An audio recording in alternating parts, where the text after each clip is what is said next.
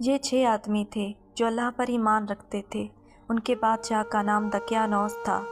وہ لوگوں کو بتوں کی پوجا پر مجبور کرتا تھا۔ جو بتوں کی پوجا سے انکار کرتا مار دیا جاتا۔ یہ 6 لوگ یکتا خدا کی عبادت کرنے والے تھے۔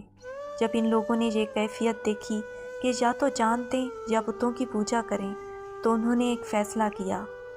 یہ لوگ شکار کے بہانے چپکے سے باہر نکلے۔ ایک کتا ان کے ساتھ مل گیا۔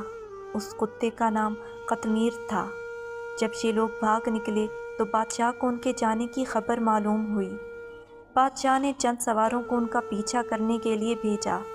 جب ان لوگوں نے سواروں کو دیکھا تو خوف کے مارے غار کے کھوہ میں جا چھپے، اور بے ساختہ ان کی زبان سے حسبی اللہ و نعم الوکیل نکلا۔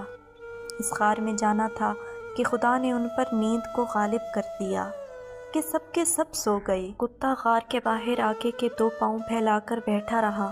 کیونکہ یہ لوگ غار میں چھپ گئے تھے، اسی وجہ سے ان لوگوں کو اصحاب کہف کہتے ہیں۔ جب بادشاہ اس غار کے قریب پہنچا تو اپنے وزیر سے کہا، تو اندر جا اور ان کا حال معلوم کر۔ وزیر نے اندر جا کر ہر چند ان کو پکارا، مگر کوئی آواز نہ آئی۔ وزیر نے واپس آ کر بادشاہ سے کہا، وہ سب تیرے خوف سے مر گئے۔ یہ سن کر بادشاہ خوش ہو گیا اور حکم دیا کہ غار کے دروازے کو بند کر دو۔ وزیر نے ایک تختی پر ان لوگوں کے نام، نسب اور بھاگنے کی تاریخ لکھ دی، اور وہ تختی غار کے دروازے پر لٹکا دی۔ اسی وجہ سے ان لوگوں کو اصحاب رقیم بھی کہتے ہیں، یعنی تختی والے۔